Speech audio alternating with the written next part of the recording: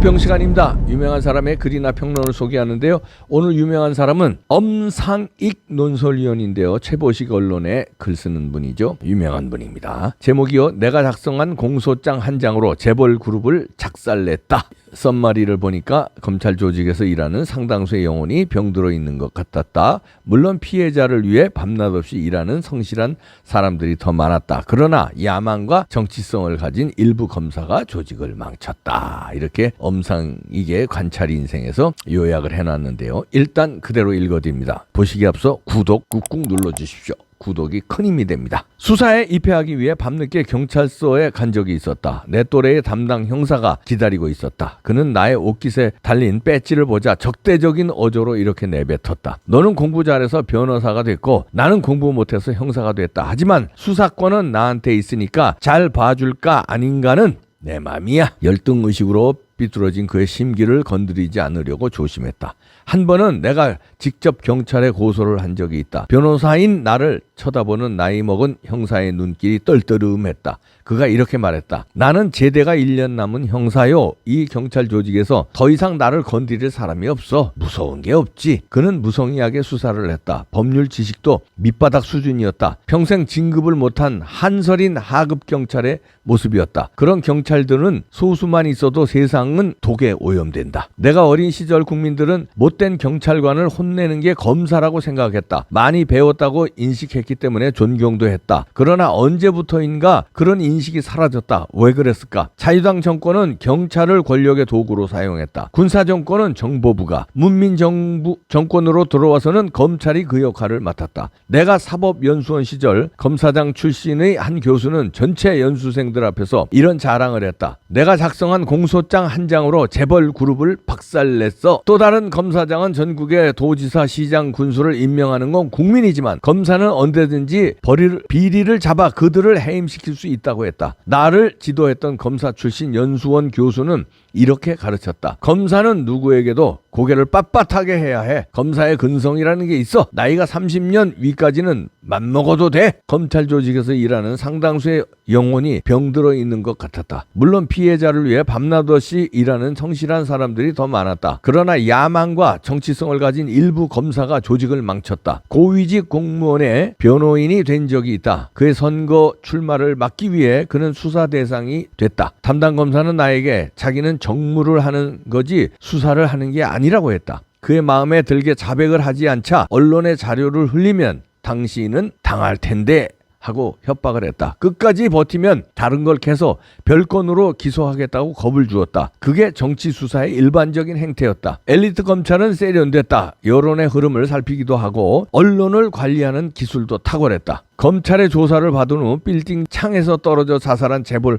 회장도 있었다. 노무현 대통령은 망신당하기 검찰 조사를 받고 난 후 바위 꼭대기에 올라가 몸을 던졌다. 검찰의 오만이 하늘을 찌르면서 반발의 파도가 거세졌다. 변호사였던 문재인 씨를 대통령이 되기 전 만난 적이 있다. 그는 권력을 잡으면 꼭 검찰개혁을 하겠다고 했다. 문재인 정권에서 공수처가 발족했다. 그리고 마지막이 검찰 수사권의 완전 박탈인 것 같다. 수사권이 경찰로 가면 정의가 이루어질까? 우리는 눈앞의 현상만 보고 그 뒤에 있는 본질에는 무심한 게 아닐까? 나는 대통령 직속 기관에서 권력 내부를 깊숙이 들여다본 적이 있다. 그때 권력의 실세가 내게 이런 말을 한 적이 있다. 검찰이나 경찰 같은 기관들은 어느 하나에만 힘을 실어줘서는 안 돼. 적당히 무게중심을 바꾸어야 해. 오만해지거나 국민의 원성을 살 때는 목을 쳐서 국민들 속을 시원하게 풀어줘야 하는 거야. 따지고 보면 그놈이고 다 사냥개 역할이야. 써먹고 여차하면 죽여버리는 거야. 밑에서 보면 완장이 대단해도 위에서 보면 핫발이 일회용품 같은 거지. 새로 탄생한다는 수사기관은 권력의 핫발이 도구가 안 된다는 보장이 있을까? 문제의 본질은 정의다. 민주주의 본질은 법치의 문제다. 포장과 기능을 바꾸어 장사꾼처럼 국민을 현혹시키면 안 된다. 정말 중심을 잡아야 할 것은 사법부다. 판사들이 권력에 위축되지 않고 법과 원칙에 따라 수사기관을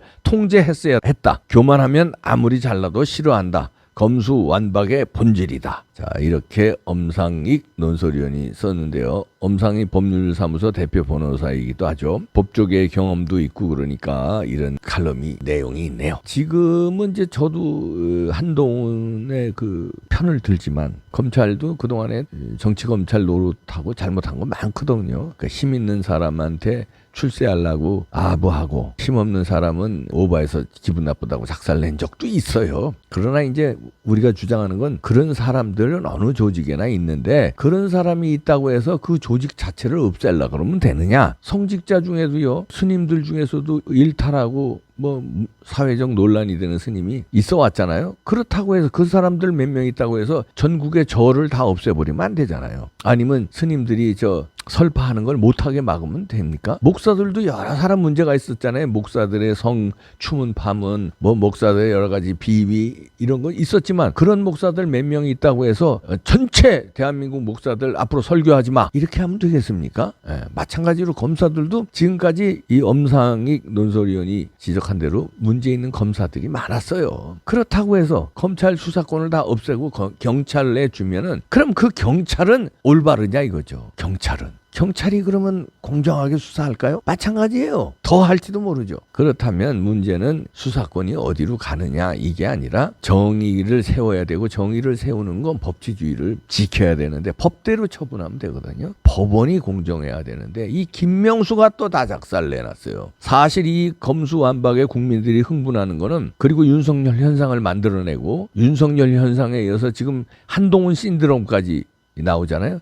그거는 뭐냐면 문재인 정권과 이재명이 저지른 범죄가 제대로 수사가 안 된 거 우파 국민들이 흥분하는 거거든요. 그 원죄에는 문재인도 있지만 검찰 개혁을 해서 검수완박시키려는 문재인 정권, 조국, 추미애, 박범계로 이어지는 문재인의 명령을 받아서 그냥 검찰을 다 작살내려는 그런 법무부 장관도 물론 이 원흉이 있겠지만 가장 큰 문제는 김명수 대법원장입니다. 김명수 대법원장이 아니라 올바른 대법원장이 법대로 잘못하는 거 법원에서 판단만 잘했으면 검찰이 이상한 거 법원에서 판단 잘해서 그럼 검사 편 안 들어주고 변호사 편 들어줘서 판단하고 부정선거 판단해서 부정선거라고 밝히고 그다음에 각종 권력형 비리들, 문재인에 대한 그런 거라든지 뭐 이재명에 대한 거라든지 그런 게 법원으로 올라갔을 때 올바로 판단해서 단죄를 내렸으면 검찰 수사권 박탈내든 경찰로 가든 그게 이런 식으로 오염이 되지 않아요. 근데 이 김명수 사법부가 이게 문재인한테 딸랑딸랑 하면서 이게 엉터리망터리 아주 무슨 개판으로 판단을 하고 법원에서 그렇게 했기 때문에 국민의 원성이 높고 문재인 정권은 어떻게든지 정권 바뀌면은 바뀔지도 모르면 수사받아서 감옥 갈지 모르니까 검수완박을 하고 뭐 공수처를 만들고 난리를 친 거 아닙니까? 그 문제의 본질은 1차적으로 문재인의 책임이 있고 2차적 문재인과 거의 버금가는 책임이 김명수 대법원장한테 있습니다. 김명수가 대법원을 법원 판단을 개판으로 정권에 아부하는 재판으로 만들어놨기 때문에 지금 이 사단이 난 겁니다. 그렇다면 앞으로는 어떻게 해야 되겠느냐? 수사권이 경찰, 예컨 검찰에서 지금 4개월간은 유예기간에 수사를 잘할 텐데 열심히 할 겁니다. 한동훈 검사장, 법무장관 휘하에서. 그런데 위로 올라가면 판단을 해야 될 거 아니에요? 검사가 기소를 할 거 아닙니까? 검찰에서. 그게 이제 권력형 범죄에서 뭐 라임 옵티머스, 송철호 사건, 탈원전 사건, 이재명의 대장동 사건, 그다음에 권순일로 한 재판 거래라든가 이런 게 쭉쭉 올라가면 법원에서 법대로 판단을 하면 돼요. 그리고 시간에 맞춰서. 시간에 맞추는 거는 6개월 내에 부정선거 판단하게 돼 있는데 2년이 넘었는데 아직도 판단 안 하잖아요. 이걸 법대로 올바로 판단하면 됩니다. 김명수는 틀렸어요. 김명수가 어떤 사람인지 우리는 너무나 잘 알고 있습니다. 김명수에 기대 안 합니다. 그러나 우리는 일선 판사들한테 기대합니다. 김명수 이제 더 이상 눈치 보지 마십시오. 김명수 끝났어요. 그러면 김명수가 이제 인사권 휘두를 수가 없어요. 그럼 판사들도 뭐 승진해야 하려고 그러거든요. 부장판사 되고 대법관도 되려고 그러고 그게 꿈이거든요. 그러니까 임명권자들, 그게 임명권자가 첫째는 대법원장. 그 다음에는 이제 그 위에는 이제 대통령한테 잘 보여야 부장판사도 되고 대법관도 되니까. 그러니까 그쪽의 입맛에 맞게 한 거예요. 근데 이제 문재인이 떨어져 나갔잖아요. 더 이상 대통령이 아니잖아요. 그리고 김명수도 이제 곧 떨어져 나갈 거고. 그러면 일선 판사들이 진짜 이제는 법대로 위에 눈치 보지 말고 해달라. 그러면 우리나라는 산다. 한 명의 의인 판사가 나와라. 그겁니다. 한 명의 의인 판사가 안 나오냐? 그래. 권력형 비리 한 명의 단죄하는 의인 판사가 안 나와? 부정선거 그냥 한 명이 안 나오니까 대법관 중에서 이건 4.15 총선은 부정선거다. 원천 무효. 선거 다시. 이런 판결 하나 안 나와? 나오면 끝나는데. 나오면 대한민국이 바로 서는데. 아니 검수 안 받고 이게 중요한 게 아니라 그렇다면은 정의가 사는 겁니다. 정의가 살면 그 수사권이 경찰로 가든 검찰에 있든 정의가 살았는데 지금은 이 수사권이 어딜 가든요.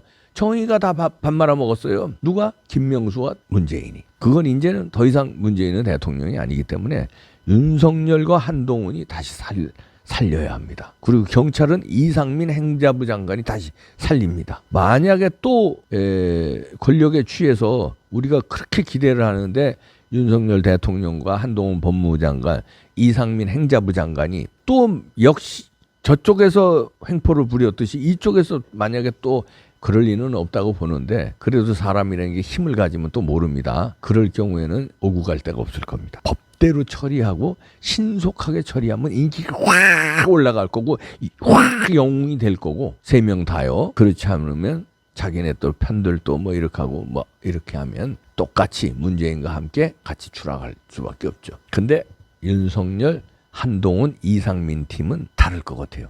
기대해 보시죠. 싹쓸이합니다. 그럼 법원도 무서워서 자기네들도 당할까봐 판단을 잘하겠죠. 그게 도민의 현상이거든요. 대통령이 다시 거듭나서 법 원칙에 따라서 법대로 하고 법무부 장관이 강력하게 법대로 인사 조치하고 그 다음에 특검을 가든 뭐 이렇게 하고 이상민 행자부 장관이 경찰을 법대로 움직이면 달라집니다. 그러면 달라져요. 권력 비리 수사 쫙쫙 들어갈 수밖에 없어요. 그거 들어가면 끝나는 거예요. 그러면은 그 다음에는 권력형 비리가 일어나겠지. 그러나 권력형 비리 일어났다간 다 저렇게 되네. 조심해야지. 이렇게 되거든요. 이것들은 그냥 자기들 무소불위로 지금까지 5년 동안 밀어붙였잖아요. 여기에 제동을 걸고 원위치로 복귀시켜야 됩니다. 믿습니다. 한 명의 의인 판사, 한 명의 용기 있는 목숨 건 검사가 일을 낼 수 있습니다. 부탁드립니다. 부탁이 아니라 그렇게 할 거예요. 두고 보십시오. 이제 쫙쫙 나갑니다. 쭉쭉. 부탁할 것도 없어요. 쭉쭉 나가요. 이제. 기다리면 됩니다. 이제 조만간 좋은 소식이 빵빵빵빵 계속 터질 겁니다.